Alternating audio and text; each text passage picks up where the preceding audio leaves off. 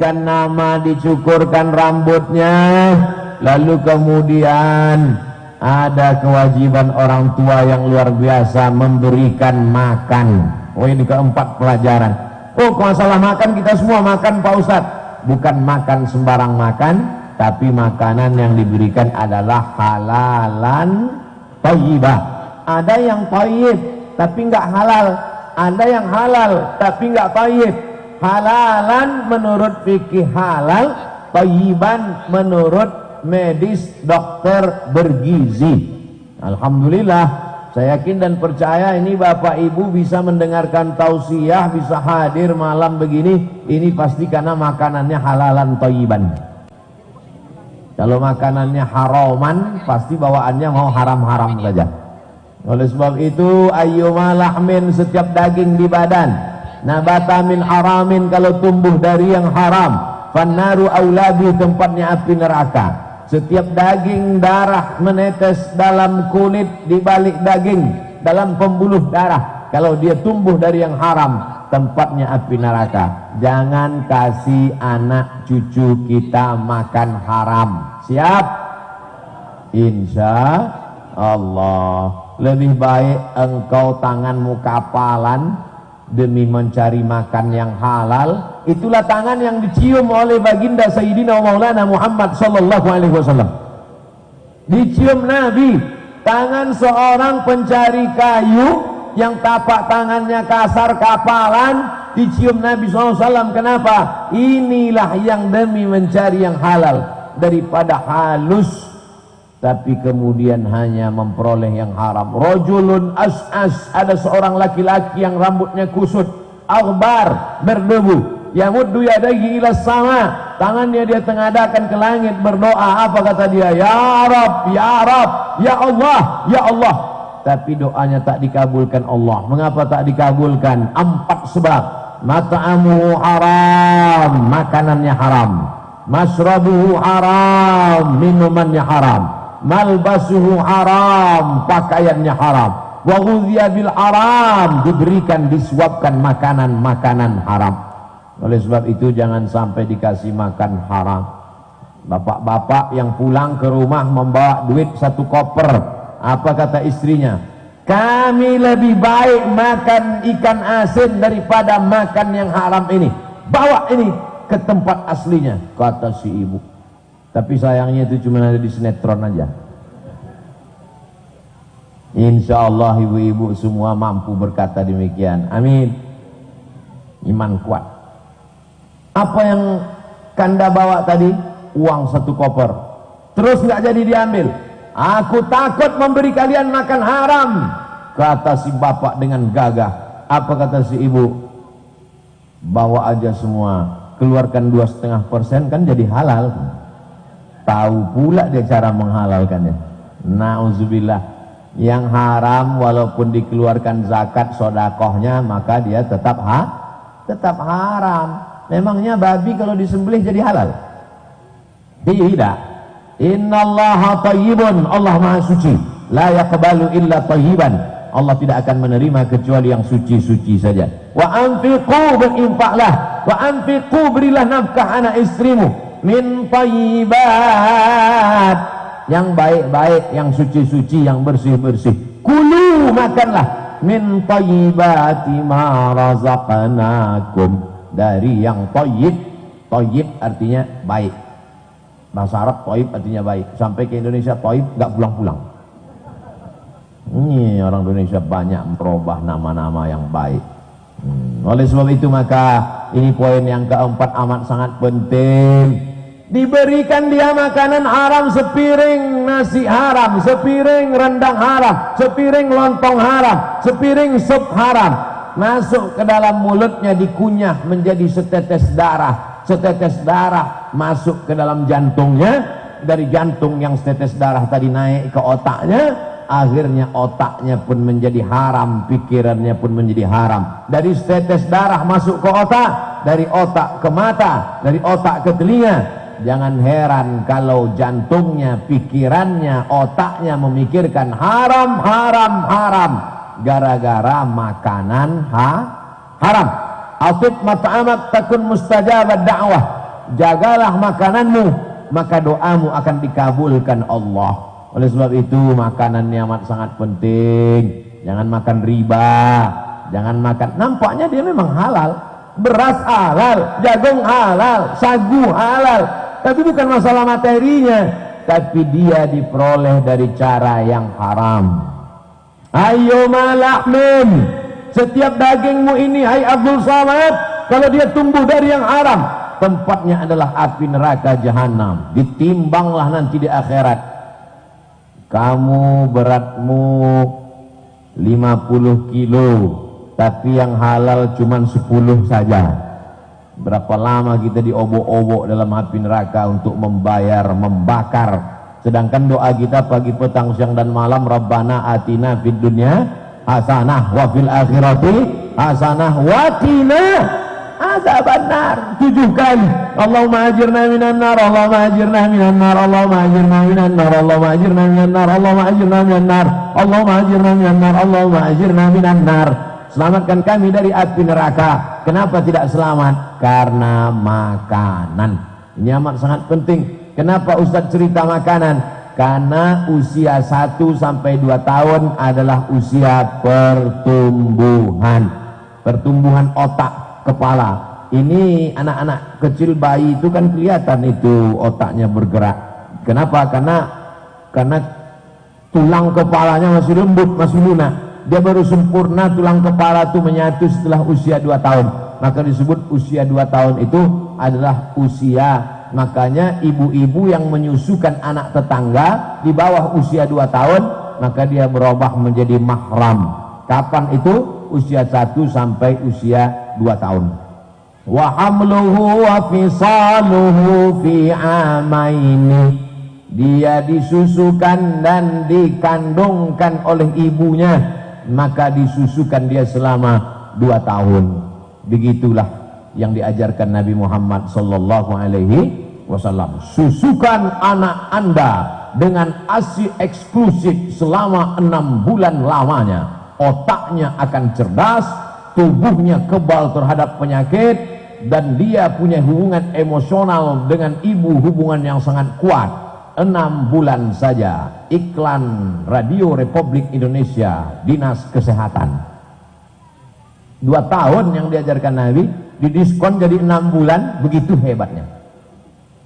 6 bulan cuman disusukan dengan ASI eksklusif, otaknya cerdas, imunnya kuat, badannya sehat, tulangnya selamat dari osteoporosis, dan dia punya ikatan emosional dengan ibu yang luar biasa. Sekarang disusukan ke sapi, disusukan ke kambing. Akhirnya sifat-sifat kambing turun ke dia. Habis semua anak tetangga ditanduknya semua. Mudah-mudahan anak-anak kita semuanya menjadi anak-anak yang sesuai seperti yang ditunjukkan Nabi Muhammad sallallahu alaihi wasallam. Sehat dia Bapak Ibu yang dimuliakan Allah SWT. Masih ingat dulu kita waktu mandi hujan, waktu kecil-kecil mandi di sungai, sampai biru bibir, kadang 3 jam 2 jam mandi, nggak ada demam, nggak ada batu. Anak sekarang baru ngelihat mendung aja udah bersih.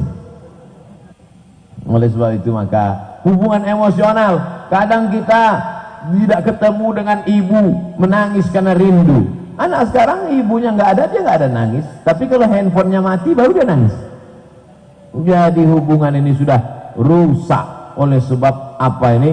Oleh sebab makanan, oleh sebab kemajuan zaman yang luar biasa. Ini poin yang keempat tentang makanan. Poin yang kelima, sampai poin keberapa nih Pak Ustadz? Biasa di mana-mana saya menyampaikan 60 menit, masih tetap 600 ml.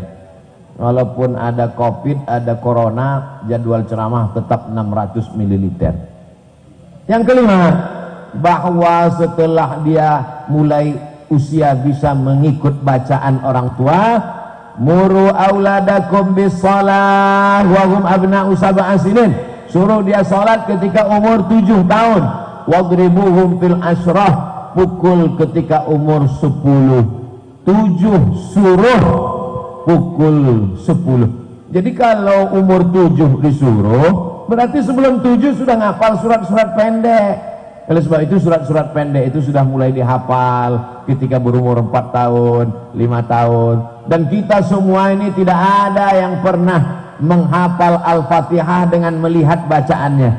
Tidak ada di antara kita ini yang menghafal Qul Huwallahu Ahad melihat bacaannya. Rata-rata kita sudah hafal Qul Huwallah Al-Fatihah sebelum bisa baca, karena kita memang pakai metode mendengar.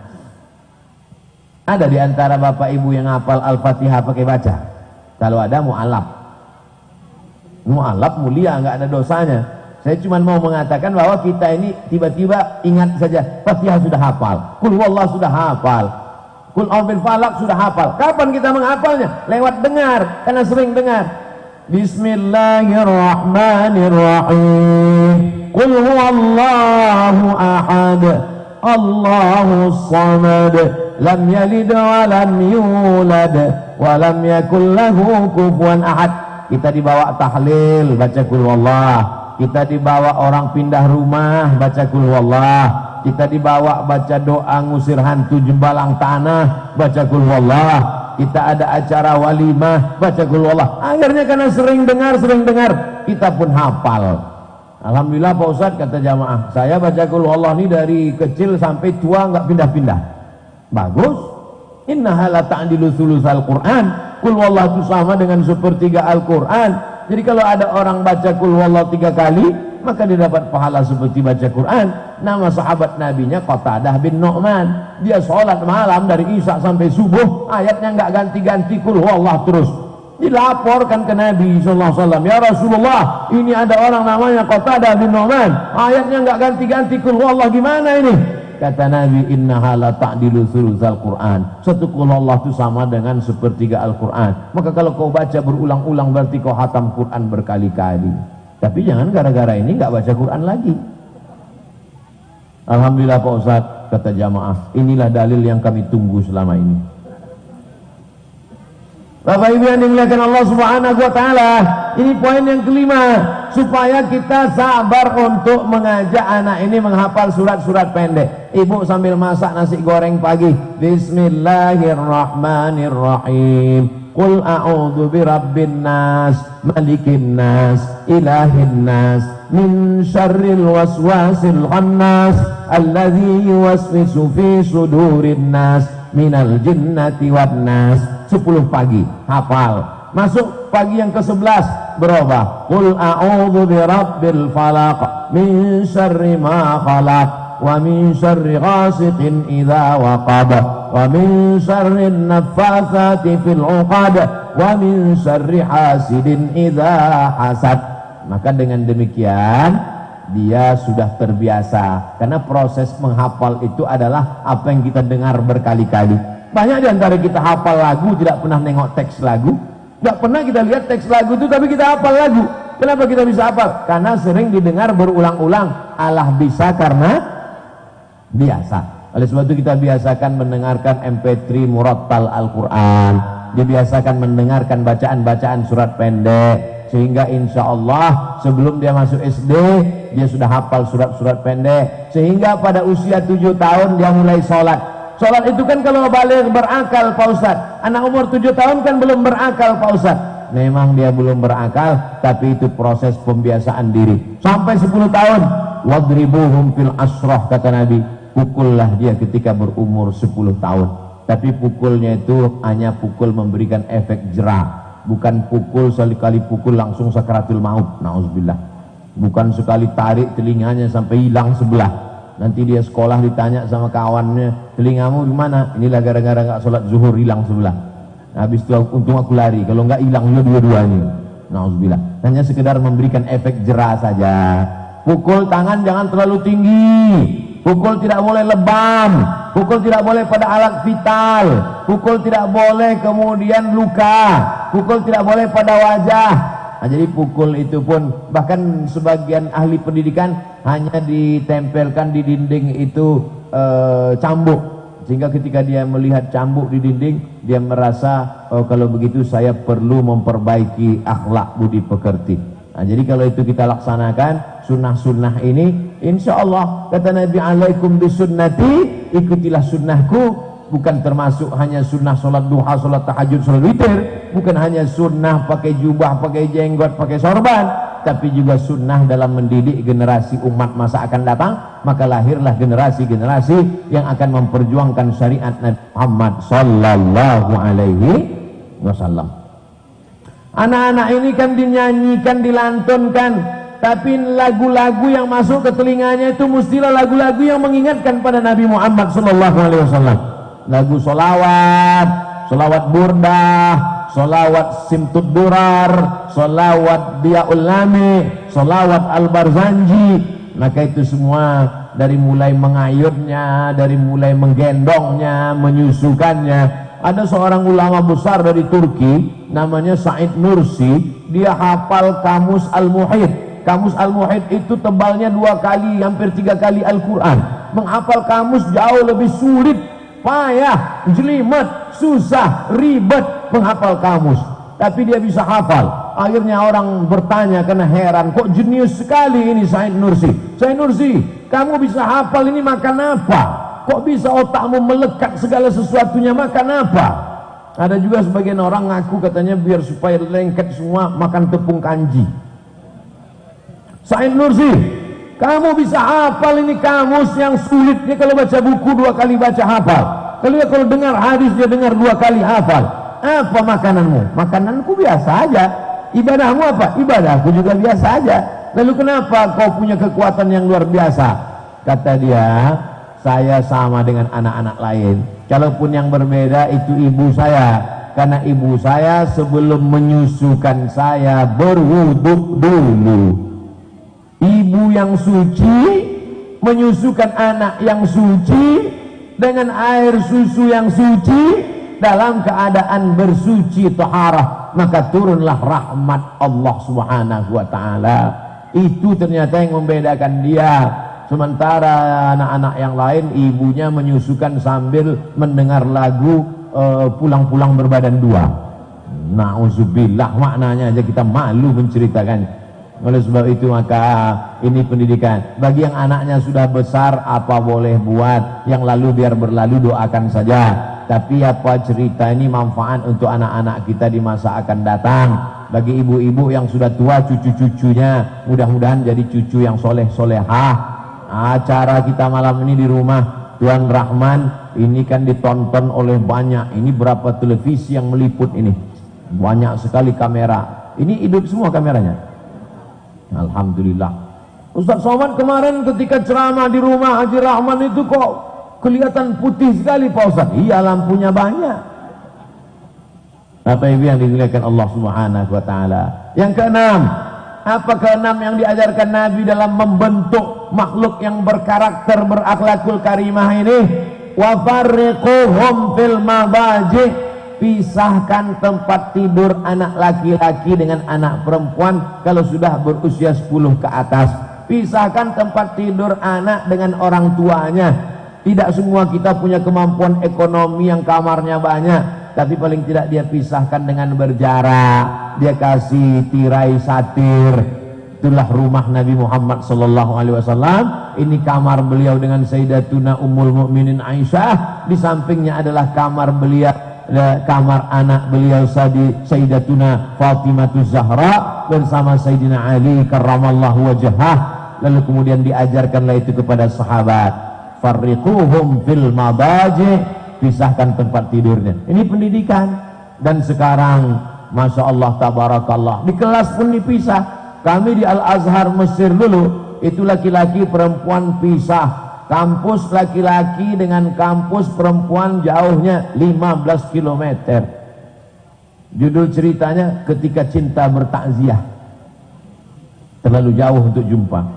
Oleh sebab itu maka ini dididik. Biasanya kalau orang sudah terlalu sering ketemu bisa hilang itu kehendak keinginannya. Contohnya orang yang kerja di rumah makan. Saya banyak ketemu orang kerja di rumah makan, saking seringnya melihat makanan-makanan, udah nggak selera lagi makan daging, nggak selera makan udang, akhirnya makan ikan asin. Ente selama di rumah makan apa makannya? Saya udah nggak selera lagi makanan Pak Ustadz, makanya saya makan ikan asin. Maka khawatirnya kalau dia dari kecil ini didekatkan dengan perempuan, TK, perempuan, SD, akhirnya setelah besar dia tak selera lagi melihat perempuan, malah selera melihat laki-laki. Ma'uzubillah, ini yang terjadi sekarang. Sudah hilang keinginannya. Lewat anak gadis dia cuek aja, lewat anak lajang baru menetes air liurnya. Na'udzubillah.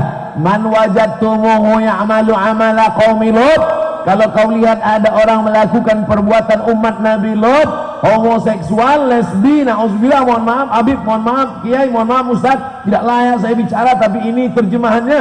Man wajadtumuhu ya'malu amala qaumi Lut, kalau kamu temukan ada orang melakukan perbuatan umat Nabi Lut, faqtulul fa'il wal maf'ul, maka hukum matilah pelaku dan korbannya.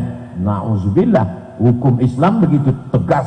Itu kalau orang-orang kena penyakit itu ditangkap, disuruh menyaksikan pemancungan, saya yakin dan percaya hilang suara lemah gemulainya, langsung bangkit jantannya langsung. Nah, ini pendidikan.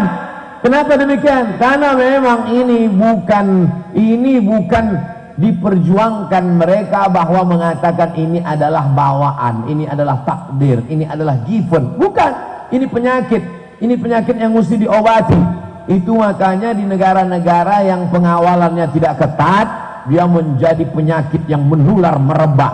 Tapi kalau di negara-negara yang pendidikan Islamnya ketat, dia bisa diminimalisir. Di Asia Tenggara ini yang tidak ada kontrolnya, dibebaskan saja, itu di Thailand. Makanya paling banyak, sampai ada Miss-nya, ada lombanya, Miss World, namanya Lady Boy. Wajahnya lady, betisnya boy. Na'udzubillah. Mudah-mudahan Allah menyelamatkan anak cucu keturunan kita dari penyakit umat Nabi Lut yang disebutkan dalam Al-Quran. Itu hukumannya ja'alna 'aliyaha safilaha, kami jadikan bagian dalam tanah naik ke atas, bagian atas tanah turun ke bawah. Wa amtarna 'alaihim bihijaratin min sijilin mamdud, kami hujani mereka dengan batu, dengan tanah yang dibakar, dilempar mereka dengan batu, mati. Dan sebagian mereka tertimbun oleh debu vulkanik, tertimbun oleh lahar dari gunung meletus, dan ditemukanlah di suatu kota Pompei namanya. Di situ ditemukan jenazah-jenazah, maaf beribu maaf, mereka melakukan perbuatan yang dilaknat Allah Subhanahu wa taala. Ini perlu saya sampaikan karena merebak. Mereka punya grup WhatsApp, punya. Dulu saya termasuk orang yang minder kalau melihat orang yang tegap berotot. Saya kurus. Sampai akhirnya saya baca berita, ditangkaplah orang-orang berotot di Jakarta mengadakan pesta homo. Rupanya berotot, tegap, kumis tebal tapi melambai. Di mana namanya? Sana. Nauzubillah. Yang berotot yang tersinggung. Di sana di Pangkalan Bun sehat-sehat semua. Nah, ini proses pendidikan anak-anak kita. Ini poin yang kelima. Poin keberapa tadi? Keenam. Nah, saya ingat, cuman ngetes saja. Jamaah masih ingat apa tidak? Poin yang ketujuh adalah setelah poin ketujuh ini dia mulai remaja, dia mulai pancaroba, dia mulai mengalami pubertas. Maka pada saat itu, kalau selama ini dia punya syahwat makan, minum, dia mulai ada keinginan, maka dalam Islam diajarkan yang ketujuh, la yakhluwanna rajulun ma'amra'atin illa ma'adhi mahramin. Tidak boleh laki-laki perempuan berdua-duaan tanpa mahram. Itu mesti kita ajarkan ke anak-anak kita. Jangan sampai kau pergi kemanapun tanpa mahram. Jadi kalau ada teman sekolahnya ngajak, Dek, ayo nonton yuk. Ayo. Kapan kita? Besok. Tunggu ya. Iya. Datang kawannya, ayolah ini. Ayahku, makku, nenekku ikut semua ya. Jadi kita ajarkan itu. Sekarang orang begitu enaknya dia sediakan ruang tamu, didudukkannya anaknya dengan pacarnya, lalu setelah itu dia katakan, papa sama mama nonton ke dalam dulu, kalian terserahlah ya, apa suka hati kalian lah. Oh, kita sudah tidak ada rasa cemburu lagi. Maka kata Nabi, la yadkhulul jannata dayyus, tidak masuk surga dayyus. Dayyus nggak masuk surga kata Nabi. Siapa dayyus itu ya Rasulullah? Alladzi la yagharu ala maharimihi, tidak ada rasa cemburu kepada mahramnya. Cuek aja. Pak Haji, anak Pak Haji tadi saya lihat dibawa orang di taman. Udah biasa kok. Anak Pak Haji pulang jam 12 kemarin ketemu saya di jalan. Malah kemarin pulang subuh. Nauzubillah. Jadi banyak anak-anak ini masuk neraka bukan karena kenakalan remaja, tapi kenakalan orang tua. Oleh sebab itu siapapun yang datang menjemput, dari mulai mobil mahal sampai naik ojek, maka kita katakan tidak. Ini perlu saya sampaikan, karena sekarang orang tua begitu rendahnya saja. Berapa banyak anak-anak muda hijrah itu ngadu ke saya, Ustaz Somad, kata mama, kamu nggak usah pakai jilbab ketat-ketat, nggak usah pakai jilbab rapat-rapat, kalau perlu buka aja sedikit. Mama malu kalau kamu nggak punya pacar. Kata Ustaz, pacaran dosa mah, biar mama yang nanggung dosanya. Waduh, di mana letak tauhid kita? Kita akan diminta tanggung jawab di hadapan Allah Subhanahu wa taala. Kullukum ra'in, setiap kamu adalah pemimpin, wa kullukum mas'ulun an ra'iyatih. Setiap bapak akan ditanya tanggung jawab tentang anak gadisnya, setiap ibu akan ditanya tentang anak-anaknya, maka kita semua akan dituntut di hadapan Allah Subhanahu wa ta'ala. Ini Ustaz Somad ngomong-ngomong gini, jangan-jangan anak gadisnya di Pekanbaru dibawa orang, dia nggak tahu karena dia di Pangkalan Bun. Anak saya laki-laki. Ya kalau gitu anak laki-laki Ustaz jangan-jangan udah bawa pacarnya baru kelas 1 SD. Oleh sebab itu maka kita ajarkan mereka. Saya memang anak laki-laki, adik juga laki-laki, keluarga laki-laki, tapi keponakan saya perempuan. Saya punya adik, adik saya punya anak, anaknya perempuan. Maka saya kasih tahu, kamu kalau mau datang ke rumah saya mesti pakai baju panjang, pakai jilbab panjang, jangan pakai celana sempit. Kalau mau pakai celana sempit jangan datang. Lebih baik dia marah dengan saya sekarang daripada nanti saya dimurkai Allah di hadapan Allah di padang mahsyar. Bahwa saya ketat dalam masalah ini, bahwa saya tegas dalam masalah ini. Ada orang yang nggak setuju, ya nggak apa-apa. Wa in tuti aktsara man fil ardi yudilluka an sabilillah. Kalau kau ikut kemauan orang di atas muka bumi ini, maka dia hanya akan menyesatkan engkau dari jalan Allah Subhanahu wa taala. Oleh sebab itu ini tanggung jawab saya sudah sampaikan. Nanti kalau di padang mahsyar ditanya Allah, "Hai Abdul Somad, kenapa di Pangkalan Bun masih ada orang pakai celana sempit sampai lututnya menjerit?" Aku sudah sampaikan ya Allah, videonya pun sudah di-share. Jangan lupa subscribe, like, and share untuk menyampaikan pesan-pesan itu. Karena ada di antara bapak yang segan kalau ngomong nanti orang tersinggung sakit hati. Ibu segan kalau bicara nanti ada anak orang yang tersinggung. Ini berat guys, biarlah aku yang menanggungnya. Oleh sebab itu maka tinggal share saja, potong video ini, sampaikan ke grup-grup WhatsApp, sampaikan di Instagram, buat judulnya di situ, hati-hati kakimu wahai orang yang sholat tahajud, kakimu wahai orang yang rajin sholat doa, kakimu wahai orang yang sering maulid dan zikir, selangkah lagi kau masuk surga. Tapi kalau kau biarkan mahrammu ini membuka aurat, maka selangkah juga kakimu akan ditarik masuk ke dalam neraka jahanam. Setuju?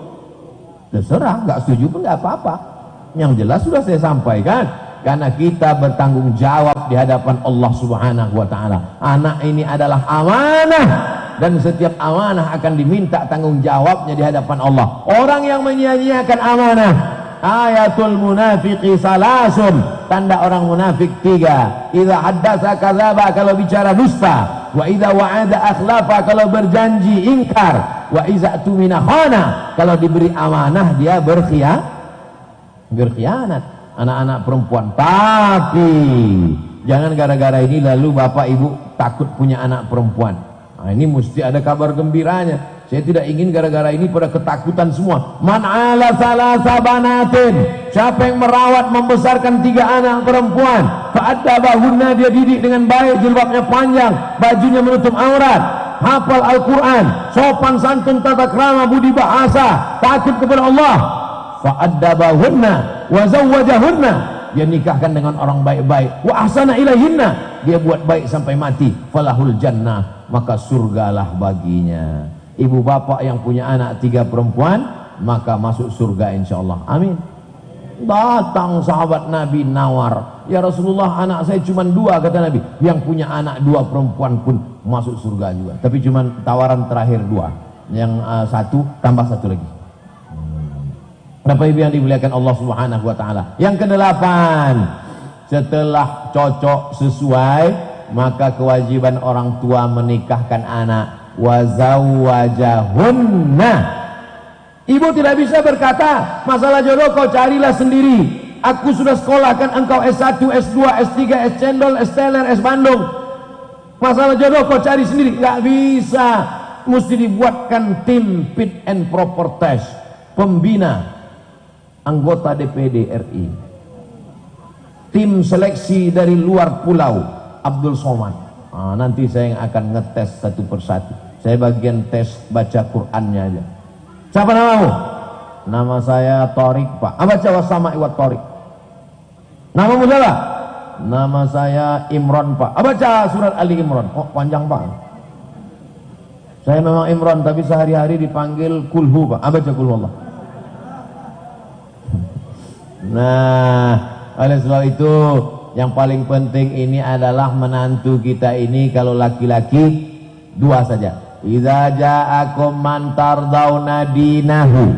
Kalau kau lihat agamanya bagus, wa khuluquhu, akhlaknya baik, fazawiju. Kenapa Nabi membagi dua? Karena ada orang yang akhlaknya baik tapi agamanya tak baik. Sopan, nunjuk sopan. Di mana rumahnya? Sana Pak. Tapi nggak sholat.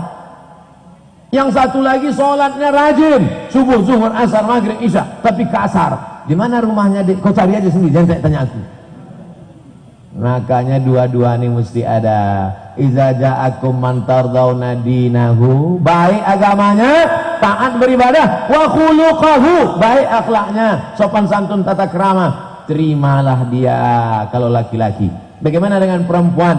Tungkahul mar'atu li arba. Bagi engkau yang punya anak laki-laki, carikanlah perempuan penyampat sifat. Lima liha, kaya, wali jamaliha, cantik, wali hasabiha, keturunan orang mulia, wali diniha, karena agamanya. Kata Nabi, biasanya orang menikahi perempuan itu karena empat. Karena cantik, karena memang yang pertama kali dilihat adalah wajah, itu maka disebut cantik. Mana ada orang ketemu nengok ujung kakinya duluan.